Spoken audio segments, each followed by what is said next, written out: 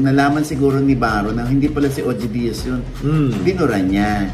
Tapos ito naman ang claim niya ngayon na nahack naman ng cellphone. Minsan talaga ganon, no? Para hindi ka mapahiya. Sabihin mo na hack yung phone mo. Pinapatawad ko na si Baron.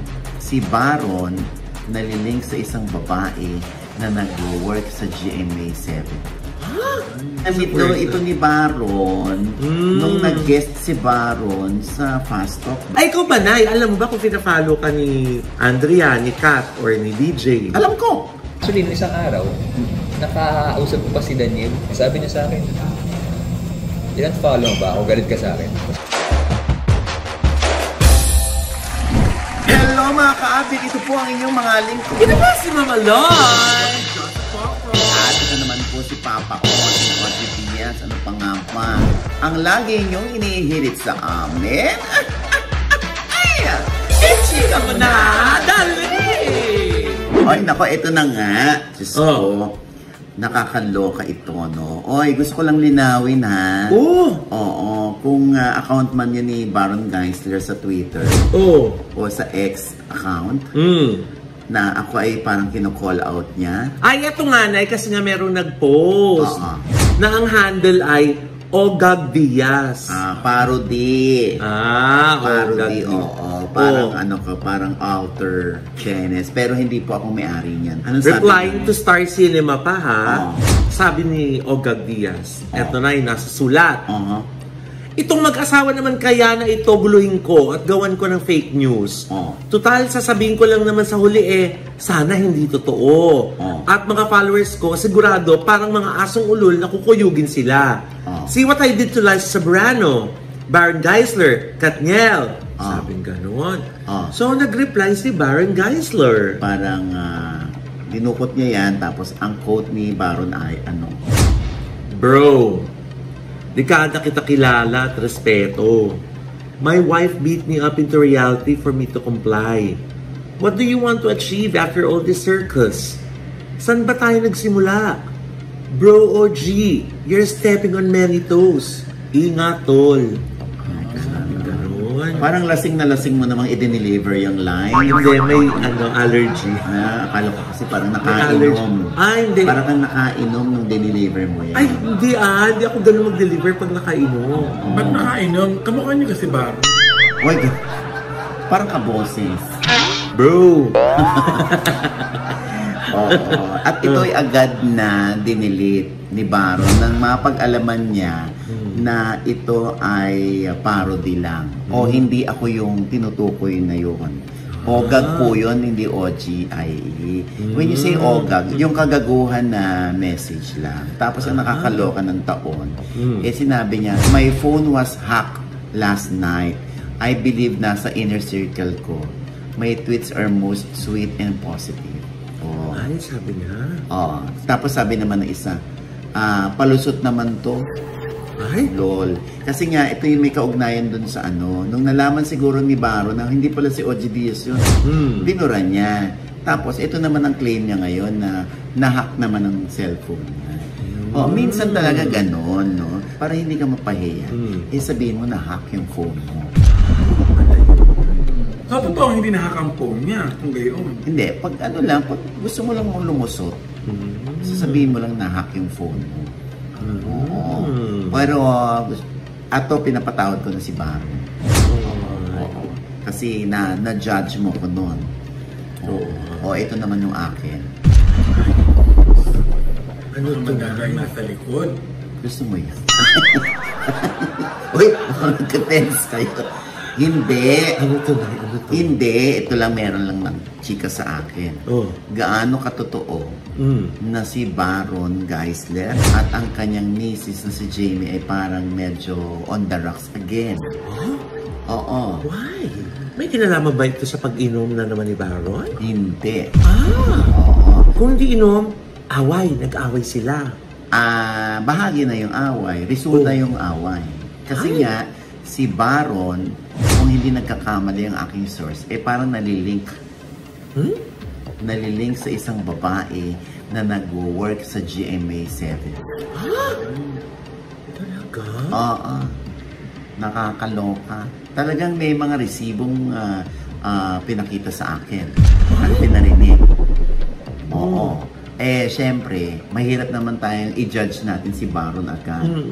Oo. Kasi yun nga, tinatanong ko si Baron, gaano katotoo na medyo may napupusuan na isang kapuso si Baron Geisler. Pero hindi kaya gumaganti ka lang, Tito Ogie, dahil nagkamali ng message sa Twitter si Baron?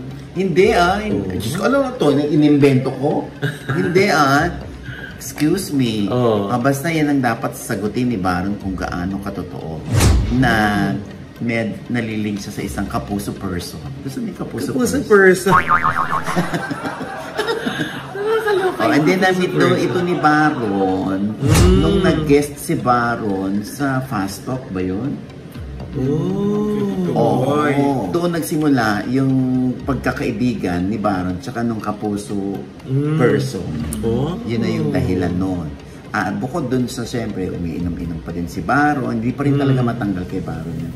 Tapos may mga maling statements daw si Baron patungkol sa kanyang jowa na sinasabi ni Baron o binubukas ni Baron ng kanyang puso tungkol sa kanyang mga sama ng loob sa misis niya si Jamie dito nga sa kapuso person. Gusto mo yung kapuso person? Oo nga Sa kapuso person. Na aminado si kapuso person na in love na rin siya at parang tinanggap na rin niya na siya ay Bet Kabaygali. Kabechue. Iskabeche. Is attached. Is attached to the di ba? Correct. Pero ito nga, nakakaloka-lo Diyos ko, nagkausap si Jamie tsaka yung kapuso person. Tapos doon ay sa pag-uusap ni Jamie at ni kapuso person, inisa-isa nung kapuso person yung mga sama ng loob ni Baron dito sa misis na it turned out ay nililinaw ni Jamie dito sa kapuso person na so naniniwala ka sa sinasabi ni Baron na ako ay ganoon. Ang daming mga akusasyon pero yung Jamie daw, yung asawa ni Baron ay parang cool lang.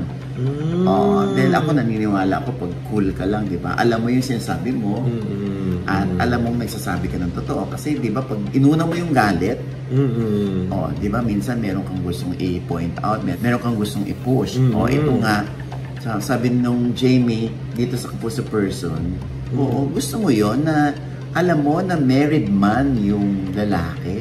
Gusto mo yon? You have 2 sons. Meron din ako mga anak. May anak kami ni Baron. Ay, di ba? Di ba mali na agad yon? May pamilya din yung kabit. Oo. Tapos, sabi daw nung kapuso person dito kay Jamie, insult me all you want. No, I'm not insulting you. I'm telling you, it's disgusting. Alam mo may pamilya yung tao, papatulan mo. Hindi kasi daw na na rin siya, parang nabighani na rin siya. At nakakaloka ito, hindi mo kinaya. Alin to? Diyos ko, parang sa sobrang in love ni kapuso person dito kay Baron, parang nag-alok pa ito kay Jamie, sa asawa ni Baron, na siya raw gagasta sa annulment nila if ever. Willing siyang saluhin si Baron. Sabi pa nung ni kapuso girl, sabi ni Baron, parang tinitipid mo siya sa pagkain. Buti pa raw kayo, masasarap pagkain nyo. Si Baron daw walang halos pagkain. Sabi niya, girl, naniniwala ka doon kay Baron. Pag nasa Cebu yan, pinagluluto ko pa yan ng sinigang. Tapos, pag alam kong darating siya, marami siyang ulam sa ref. Ano sabi ni Baron kay Jamie? Something like, Jamie, wag mo na ako ipagluto ng kasi nga nagda-diet ako at nagpapaganda ako ng katawan. Kasi sa pagpapaganda ng katawan, may nabihag. Ayun, di ba? So, itong lahat ng ito ay according to our source lang. So, na kay Baron na ito, kung ito ay pabubulaanan niya, ikukumpirma niya, or maaalala niya, oo nga, nasabi ko yon kasi lasing ako that time. Nasaan ba si Baron ngayon, Nay? Ay, wala sa akin. Baka nasa iyo, ha? Hindi, wala sa akin. Kapkapan mo pa ako. Kaya huli nagka-intro-intro. Alam mo, ako'y naniniwala pa rin na sa mga araw na to talaga maraming marirealize si Baron na una, mahusay siyang aktor. Yan ang dapat niyang huwag kalimutan. Ang daw totoo. Pangalawa, may pamilya siya. At andyan si Jamie na ang turing nga ni Jamie sa kanya, sabi ng aking source, ay para na niyang anak si Baron. Hindi partner? Ay, kasi nga inaasikaso, nag-aalala siya kung nakarating ba sa taping. One time lang, nakikiusap na yung production ng staff ng ng senior high. Na kailangan si Jamie doon, kailangan pumunta sa set para mabantayan si Baron. Kasi nga, yung mga bata nag-aalangan makipag-work kay Baron. Lalo na pag alam mo na. So true yun? Depende kay Baron kung aaminin niya. Kasi di ba sabi niya, nagbibiroan pa daw sila ni Andrea? Depende sa mga bata kung ano sasabihin nila. Pero may mga nakakausap ako from the production. Di ba? Kasi naka-work ko din yung karamihan doon So sila rin nag-i-info sa akin.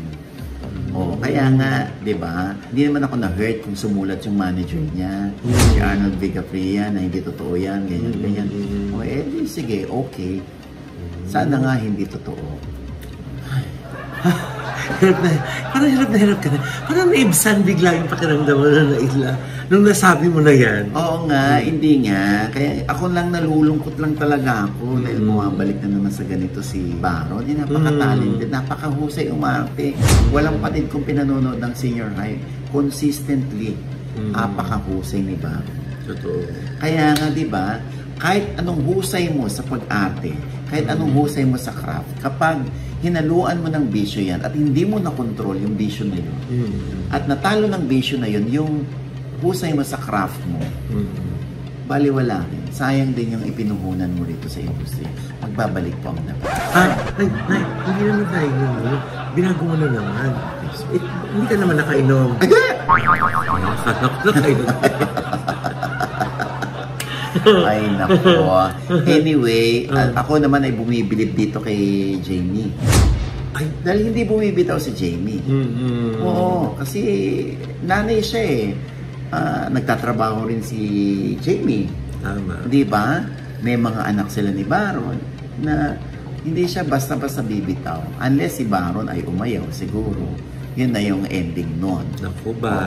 Kaya dito sa Kapuso Girl, Diyos ko po, tigilan mo na yan, no? Nakakaloka dahil abot-abot yung insulto mo na tinanggap mula sa asawa ni Baron. Diba? Kaya, Baron, medyo lang, na-experience mo na yung vision na yan kung anong naitulot niyan sa'yo. Yung pag-inom-inom na yan. Dapat tigil na yan. Diba? Tigil na yan at mag-concentrate ka, mag-focus ka sa husay mo sa pag-arte. Ikaw ba umiinom ka, Diyosa? Opo, pagkakain ko po, umiinom ako. Gaga! Tubig naman yan. Umiinom ng alak. Ay hindi po. Hindi! Hindi, may allergy ako. May allergy ako sa alak. Spell allergy. Ay, umiinom pala ako. Diyos ko pala nagyaya niyo naman sa batay. Nagyaya, bawal tumanggi. Ayun. Tito, hindi kaya nagiinom si Baron dahil may party. Party? Iinom lang pag may party? Hindi lang may party, no? Hindi, pero may party Ano party? Pero usapan niyo kanina, third party. Ay.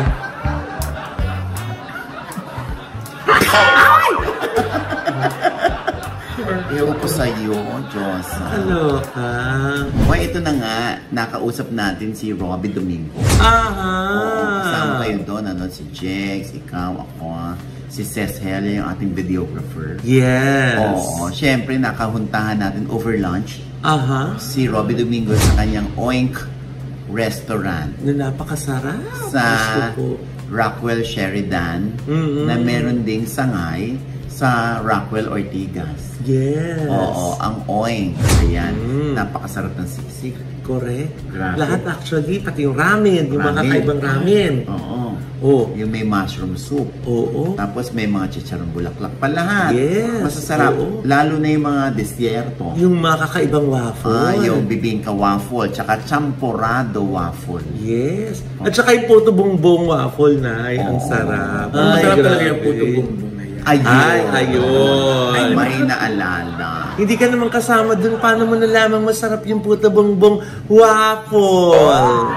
Pwede pala Ay, yun. nako. Oo. Ay, syempre pa, nakausap natin siya tungkol dun sa follow and follow. Ay! Oo. Syempre, ito'y nilinaw na ni Robbie, pero hindi natin siya naringgan. Ito, kumpleto ang kanyang pahayag kung bakit niya in-unfollow si Andrea Brillantes. O in the first place, finalo ba niya? Para sabihin, in-unfollow niya.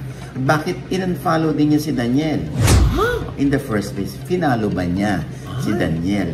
At ano ang sinabi sa kanya ni Daniel doon sa pag-unfollow niya sa IG ni Daniel? Grabe, nahilo na ako. Oo, di ba? Nakaka-follow ka pa ba? Hindi nga kasi follow-follow na eh. Ganun. Robbie, ikaw na ang sumagot. Robbie, sinagot mo na to, pero maikli lang yung sagot mo doon bilang sagot mo na parang hindi totoo yung news na in-unfollow mo si Andrea. Finalo mo ba siya in the first place? Hindi po. Yun din yung iniisip ko na hindi ko rin alam nung una pa lang kung ano yung handle niya. Kasi hanapin mo Andrea Brillantes, hindi lumalabas. Yung pala, live. Katulad din yung kay Daniel. Parang Daniel Padilla ang lumalabas. Supremo. It doesn't mean na kung hindi ko sila pina-follow, hindi ko sila kaibigan. Parang for me, yung relationship ko with them transcends yung pagpa-follow-follow. So, we're good. Okay lang. Actually, nung isang araw, nakausap ko pa si Daniel at nagtawa na kami. Yun yung meron siyang movie conference or story conference. Yung kamatayan. Yan, kasama si Zanjo. Tapos nag-on lang kami. Sabi niya sa akin, ilan follow ba? O galit ka sa akin? Tapos tawanan lang kami. Dahil for us, hindi issue yun talaga. Aware si DJ na hindi mo talaga siya pina-follow. I think so.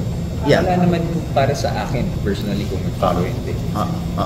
Hindi, siguro iniisip ng mga tao close kayo ni Daniel, magka-chika kayo, pero hindi mo siya pina-follow, lalo na magkasama kayo sa Japan. Yes. Diba? O tapos, hindi mo siya pina-follow. Kaya pina-follow ko naman si Catherine eh. So para sa akin, parang naka-package deal na sila. Na pag may live update, okay. Yan. Yung sinasabi nila na ang dali naman daw i-click yung follow, but hindi pa i-click. Ang totoo naman, pwede ko naman yung gawin, pero for my sanity, siguro, na ang daming nangyayari, lalo na ngayon, hindi ko siya ma-handle. Yung social media, ang social media for me ay pag-update sa akin ng mga ibang mga pangyayari, pero especially the past few years, ang dami ng stress sa buhay. Mula sa lockdown, shutdown, elections, ito mga preparations, tapos ito pang nangyari sa akin, sa amin dalawa ng mga pangasawa ko. Teka lang, lalayo muna ako sa ingay. Para muna sa akin, for my sake. Hindi rin ako masyadong na-swipe Ba't ako mag-unfollow, lalong-lalo na? Wala naman akong issue sa kanila. Oo. Diba? At saka lalong-lalo na, lagi kami magkikita at magkikita. Tama.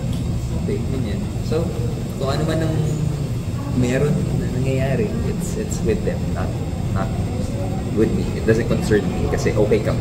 Okay na okay kami lahat. But you're okay with Andrea also? I am okay kasi we got to work together. Yung Lucky Day. Lucky Day. Tapos for different interviews, ganyan, ASAP, especially yung Gold Squad, laging dumadaan yan sa studio. Ayan. Malinaw Ang yun. yung Robby Domingo, no? So, biruan lang kanila. Bro, in-unfollow mo raw ako. Oo.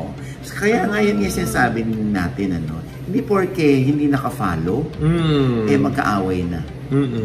Di ba? Merong, ayun nga, sinabi ni Robby, para sa kanyang sanity, Hindi siya nag-follow kasi ang dami rin niyang ginagawa. Pero natutuwa ako. Alam kong bakit. Why? Chinek ko eh. Oh. Kung baka naman ako, Robby hindi mo pina-follow. Oh. Tines ko siya. Oh. Kung pina-follow niya ako. Oh. Ayan. Pina-follow mo ba ako? Titingnan ko ha. Kasi maganda may pruweba tayo. So titingnan natin ha kung si... Wait, bago natin gawin yan, issue ba sa'yo kung i-follow o hindi? Hindi. Oh, ayun. Oh, natouch naman ako. Pina-follow ko ni Robby. Pina-follow ko ni Robby, oh. Oh. Parang, Finalo niya ako, di ba? Aray. Pero ako, hindi naman ako nagagalit kung yung ibang artista hindi ako pina-follow. Kahit, although magkaibigan ko, nagkakatsika, nagkakasalubungan, hindi pa. Hindi man para magalit. Kasi, ganun. Minsan talaga ganun eh, na hindi ka napafollow nila eh. Ay, ikaw ba, Nay? Alam mo ba kung pina-follow ka ni Andrea, ni Kat, or ni DJ? Alam ko! Na hindi ako pina-follow. Nung tatlo? Oo, pero hindi naman ako galit. Hayaan mo na. Ganun talaga. Diyos ko, Instagram lang yan. Kumbaga, ano ba, ididepende mo yung friendship, yung pagkakakilala niyo sa isa't isa. Sa Instagram lang. Hindi. Diyos ko. At least si Robby, natuwa ako kasi pina-follow ako. At pina-follow ko rin naman noon pa si Robby. Ako naman, Tito OG, nalungkot ako nung finalo ako ng boyfriend ko. Bakit? Teka, ba't ka lulungkot? Finalo ka nga. Oo nga. Masakit na, Tito OG. Masakit? Bakit? Ang lapad ng kamay, Tito OG, talagang ginanon ako. Gaga! Hayop ka! May araw ka lang, nabubulo ka sa impyerno! Uy, hindi yan yung boyfriend mo ha? Ay, pinalo ako ang sakit! Parang ang daming halak ka na. Ang daming problema dito. Mas masakit ka pa sa boyfriend ko, Tito OG! O, di gawin mo akong boyfriend. Gusto mo mapatol ka na sa bakla? Naku, gusto. Alam mo, itong gusto kong sabihin sa inyo. Narating ko itong posisyon ko ngayon, kung ano man itong posisyon ko, nang hindi ako pumapatol sa bakla. Dahil unang-una, abot ko naman. Charot lang. Oy, anyway, ito nga, nakakaloka, no? Naawa ako bigla kay Jao Mapa. Bakit sa itong latest ko sa OGDS Inspires, kung saan kausap ko si Eric, si Mark Anthony Fernandez at si Jao Mapa. Kasi nga, meron kaming ginawa ni Eric kay Jao para i-test nga itong si Jao. Oo. Tapos biglang napaamin. Ito So sila, meron silang mga kumbaga, ito, anak sa iba-ibang girls. Si Eric din meron. Ikaw, wala. Wala naman. Pogi. Wala pa, di pa niya alam. Sure ka? Hindi, kasi may nag-PM kasi sa akin. Parang na-involve yata siya sa'yo. Huh? Uy! 6. Wala. Pero marami namang ganyan. Maraming ganyan sa ano. Wala ka na-meet? Wala naman. Totoo? Recent ba to? Recent. Totoo? Ang hina na mo. Totoo ba? Yes, wala naman. Parang nakikiusap yung mata niya, wag na. Wala naman. Hindi, totoo ba? Wala. So mali yung nag-text sa akin. Text o chat? Chat. Ano? Hindi, nag-ano raw si Jao. Wow. Nag-ano raw sa kanya siya. Chunks. Ba? Tapos, ano? Hindi naman. Ano nangyari? Wala ka na meet? Hindi buntis o something. Parang pinakabahan si Jao. Ang dami kasi yung nabita before. So, I don't know. Nakakatawa na, no? Recently lang, no? May nagaganyan din sa akin. Ang dami rin, ang daming, parang kala nila madami kang pera para habulin ka, di ba? Ano daw, anong kakilala? Or, hindi doon tayo. Hello? Anyways, ang maganda sa maraming anak, ibig sabihin mabait kang tao. Pag maraming Quintes daw? Baka si Jao Marie. Jao Marie. Totoo ka? Totoo? Yeah, wala kasi Promise? Mahina boses. well, I have a lot of before, pero promise mo. Sino lang nang link sa'yo? Wala. Si Osang lang. Artista ba? Hindi. Hindi. Hindi ko alam yun. Ano daw sabi? Anong... Yes. Sinaprank lang daw natin si Jao. Ah.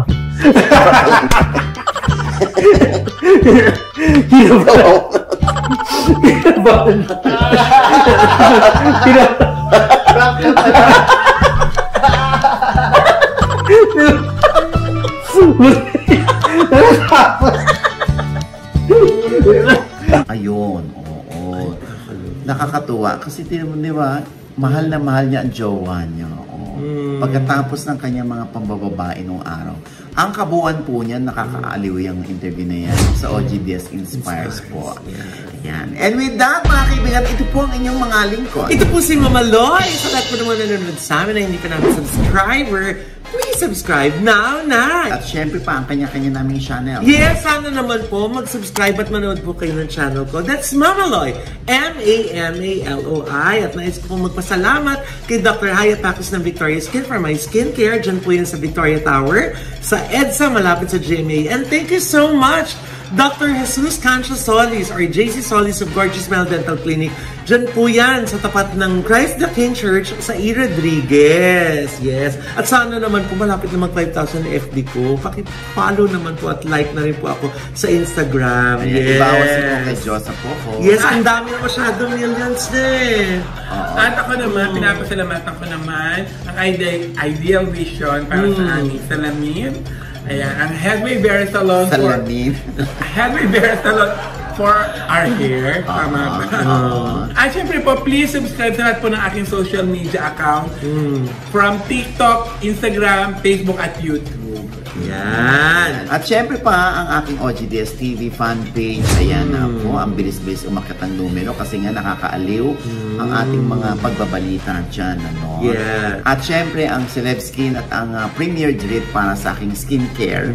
Ang Iconic Star.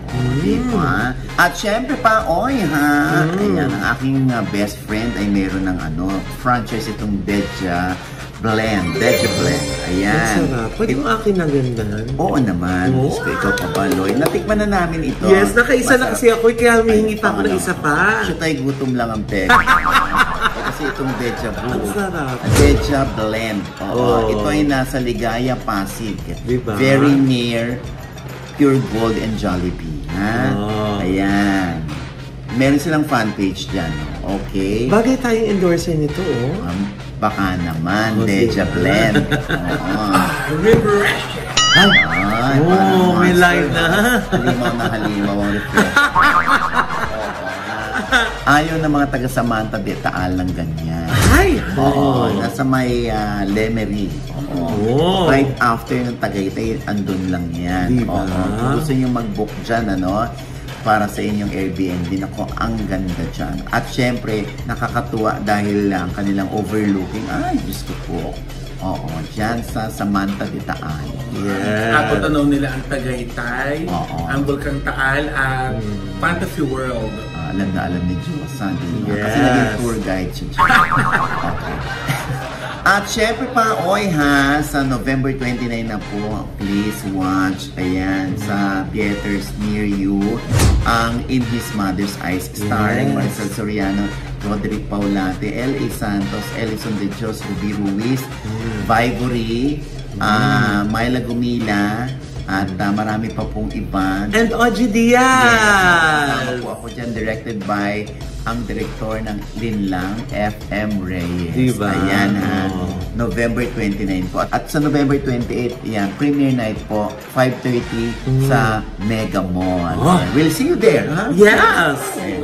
At syempre, ito pa rin po ang inyong lingkod, Papa O, si OG Diaz, na lagi nagsasabi at nagpapaalala sa inyo na sa tuwing gigising po tayo tuwing umaga, wag na wag po tayong makakalimot, na magpasalamat sa Panginoon. Dahil tayo kanyang ginising. Ibig sabihin, may mission pa rin po tayo sa buhay. Sabay sabing, every gising is a blessing! At ano pa nga ba ang lagi niyong hinihilit sa amin? Ichika mo na! Dali! Ay, naku, Tito Oji. Speaking of kabit, naglalakad kami sa mall ng kaibigan ko. Bakit dati pa naglumilipad kayo? Hindi, Tito Oji. Bigla na akong kinalabit. At itinuro sa akin, Diyosa, nakita mo yung babae na yun, yung naglalakad na yun, yung naka-white, dyan ang kabit ng boyfriend mo. Ay, Diyos ko, galit na galit ako. Parang sasaman ako ng lasa. O talagang sinugod ko, Tito Oji, sa mall. Uy, grabe ka mo, sinugod. Siyempre, tatarayan ko siya, kabit siya eh. Kaya nung nilapitan ko, Tito Oji, tinitigan ko talaga mula ulo hanggang paa. Alam niyo na tinitigan ko talaga, Tito Oji, ang ganda ng mukha niya. Balingkinitan. Ang sexy. Ang ganda ng puwet. Makinis. Yayamanin. Mukha talaga artista, Tito Oji. Ano ginawa mo? Eh di, tumalikod na ako. Ba't ka tumalikod? Eh, siyempre, naunawaan ko na yung boyfriend ko. Sabi ko kaya Sabi ko kaya naman pala. Hindi ako! Ano ka ba? Hindi ka ganun, Tito Oji, kasi hindi mga kabit, sila yung magaganda. Ganun talaga. Kailangan tanggapin mo yung Diyosa. Bakit may tatanggapin? Bakit si Jegs? Syupit, di ba? Nag-enjoy naman si Jackson. Si Diyosa talaga pangalan lang talaga ang Diyosa sa The rest is history.